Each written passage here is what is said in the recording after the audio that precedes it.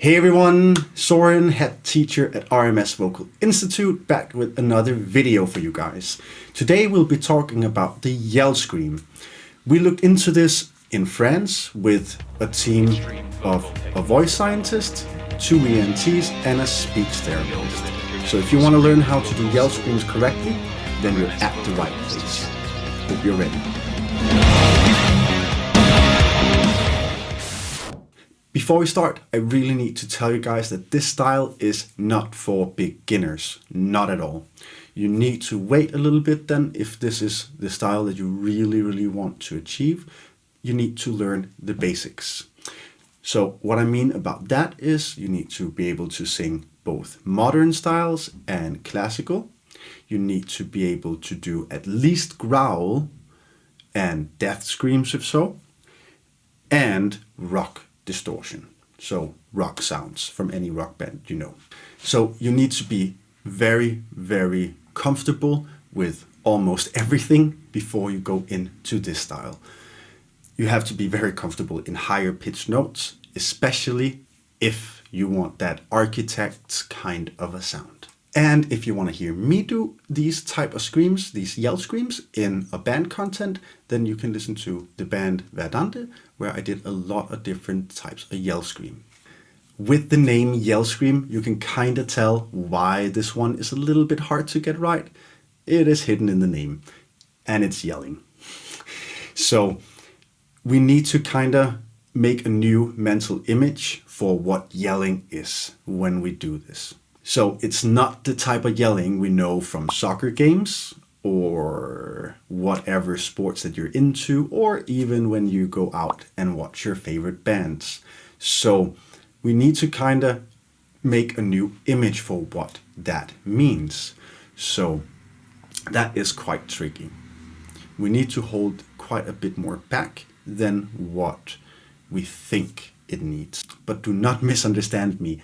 It's called yell scream for a reason. It is very loud. It is around the 110 dB mark when I do it. So, and it could probably even be louder for some of you. So wearing earplugs while practicing yell scream, if you do the scream for more than 3 seconds at a time, could basically be bad for your ears. So if you do yell screams quite a bit and you're practicing that a lot, then please do wear earplugs while practicing. So that's the whole, you have to be used to doing all the other styles as well, because you are already at that advanced stage where you are probably in a band, or at least you've been singing for quite some time in your home studio. So you really have to know how you sound even with earplugs, and then you can kind of get it from there. Otherwise, do it in small bursts without earplugs and then put them back in, okay? But where do we find the yell scream and how do we identify it? Well, we have quite a few bands doing it in different variations, and that's why it's a hard one to really understand correct. So we have The Haunted with the song DOA. We have Slipknot in general doing it a lot of the time. We have Obituary, we have Morgoth, we have Architects, we have Ginger, who is doing growls infused with the yell scream technique, which I also do quite a bit, but it was amazing to hear a female singer do that as well. We have Periphery, and we have Early Morbid Angel as well. I hope you can hear the common in between these different singers and styles. There is an in-between, and we'll dig into that now.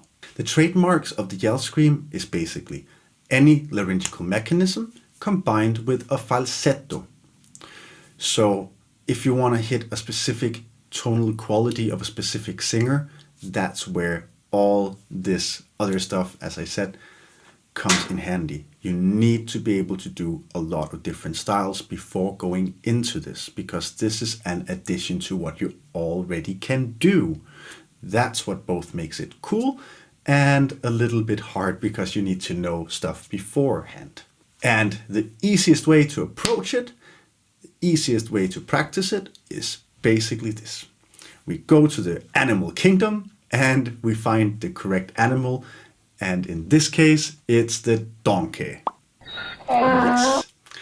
I know it's hilarious and it's a weird approach, but the thing is, it's the easiest way to kind of explain how these sensations connect, and then you can make the sound, okay? So, and when I say donkey sound, I do mean the I do mean that one, yes. So we connect those two sounds, so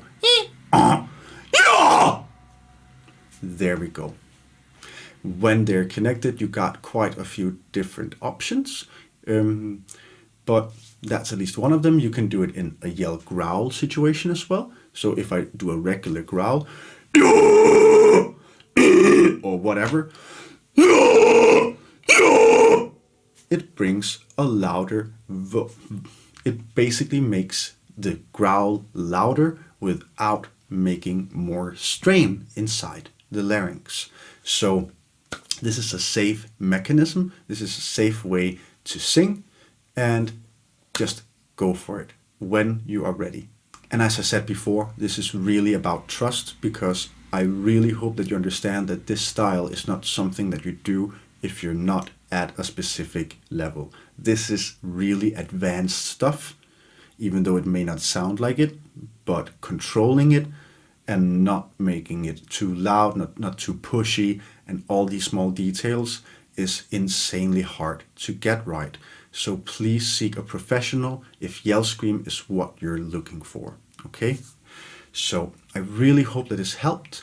Otherwise, book a lesson at RMS Vocal Institute.